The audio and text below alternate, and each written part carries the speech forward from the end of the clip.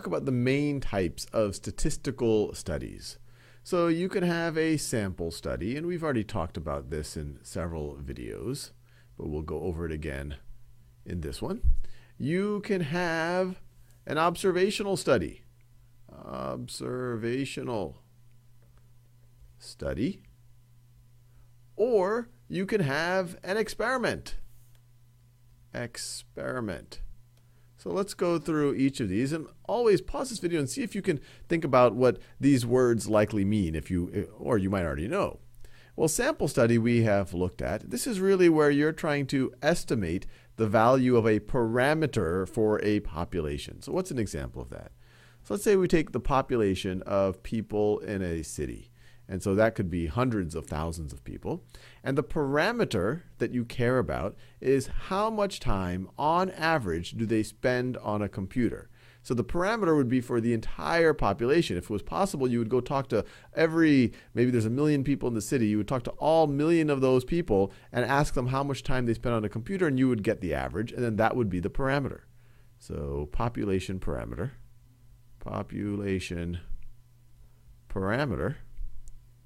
would be average time on a computer per day. Average daily time on a computer.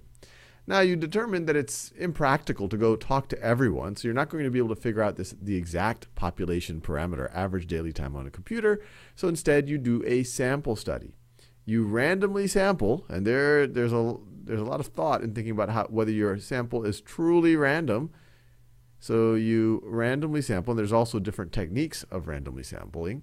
So you randomly sample people from your population, and then you take the average daily time on a computer for your sample, and that is going to be an estimate for the population parameter. So that's your classic sample study. Now, in an observational study, you're not trying to estimate a parameter. You're trying to understand how two parameters in a population might move together or not. So let's say that you have a population now. So let's say you have a population of 1,000 people. 1,000 people.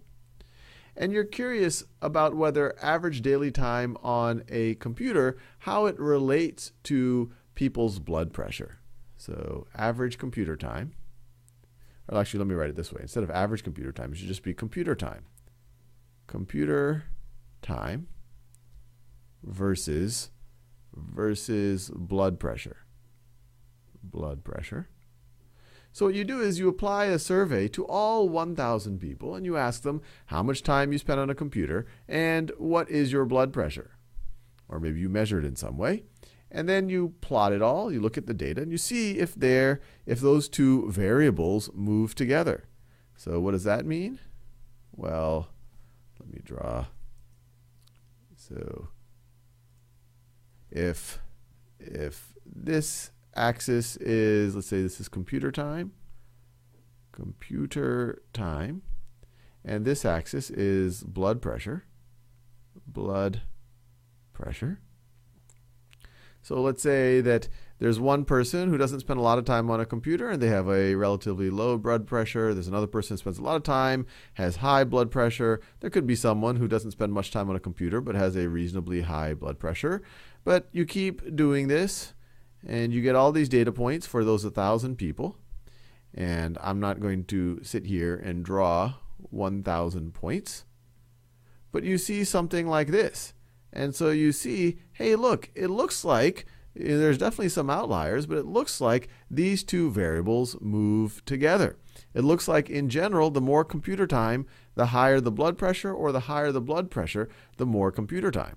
And so you can make a conclusion here about these two variables correlating, that they're positively correlated. There is a reasonable conclusion, if you did the study appropriately, would be that more computer time correlates with higher blood pressure, or that higher blood pressure correlates with more computer time. Now, when you do these observational studies, or when you interpret these observational studies, when you read about someone else's, it's very important not to say, oh, well, this shows me that computer time causes blood pressure, because this is not showing causality. And you also can't say, maybe you might say somehow blood pressure causes more people to spend time in front of a computer. That seems even a little bit sillier, but they're actually the same, because all you're saying is that there's a correlation. These two variables move together. You can't make a conclusion about causality, that computer time causes blood pressure, or that blood pressure causes high blood pressure causes more computer time. Why can't you make that? Well, there could be what's called a confounding variable, sometimes called a lurking variable, where let's say that, so this is computer time, and this is blood pressure. I'll just write it like that. Blood, looks like building. So blood pressure. And it looks like these two things move together. We saw that right over here in our data. But there could be a root variable that drives both of these, a confounding variable. And that could just be the amount of physical activity someone has. So there could just be a lack of physical activity driving both.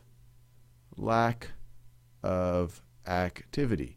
People who are less active spend more time in front of a computer, and people who are less active have higher blood pressure. And if you were to control for this, if you were to take a bunch of people who had a similar lack of activity or had a similar level of activity, you might see that computer time does not correlate with blood pressure, that these are just both driven by the same thing. And what you're really seeing here is like, okay, in people with a high lack of activity or who aren't active, well, it drives both of these variables. So once again, when you do this observational study, and if you do it well, you can draw correlations, and that might give you decent hypotheses for causality, but this does not show causality, because you could have these confounding variables. Now, experiments are the basis of the scientific method. Experiments are all about trying to establish causality. And so what you would do is, if you wanted to do an experiment, you would take, and you probably wouldn't be able to do it with 1,000 people. Experiments in some way are the hardest to do of all of these. Maybe you take 100 people. 100 people. And to avoid having this confounding variable introduce error into your experiment, you randomly assign these 100 people into two groups. So random assign. So random. It's very important that they're randomly assigned. And that's nice. You might not know all of the confounding variables there, but it makes it likely that each group will have the same amount of people with lack of activity, or that the lack of activity or the activity levels on average in each of the groups, when they're randomly assigned, it gives you a better chance that one group doesn't have a significantly different activity level than the other. And then what you do is you have a control group and you have a treatment group. Once again, you've randomly assigned them. So control and then treatment. And what you might say is, okay, for some amount of time, all of you in the control group can only spend, max of 30 minutes in front of a computer. And or maybe if you really wanted to do it, you say you have to spend exactly 30 minutes on a computer, and that's maybe a little unrealistic. And then the treatment group, you have to say you have to spend exactly 2 hours in front of a computer. And I'm making up these numbers at random. And it would be nice to see, okay, what was everyone's blood pressure before the experiment? And you can say, okay, well, the averages are similar going into the experiment. And then you go some amount of time and you measure blood pressure. And if you see that, wow, this group definitely has a higher blood pressure, this group has a higher blood pressure. So the blood pressure is higher here. And once again, some of this might have just happened randomly. It might have been, the people you happen to put in there, et cetera, et cetera. But depending if this was a large enough experiment and you conducted it well, this says, hey, look, I'm feeling like there's a causality here, that by making these people spend more time in front of a computer, that actually raised their blood pressure. So once again, sample study, you're trying to estimate a population parameter. Observation study, you are seeing if there is a correlation between two things, and you have to be careful not to say, hey, one is causing the other, because you could have confounding variables.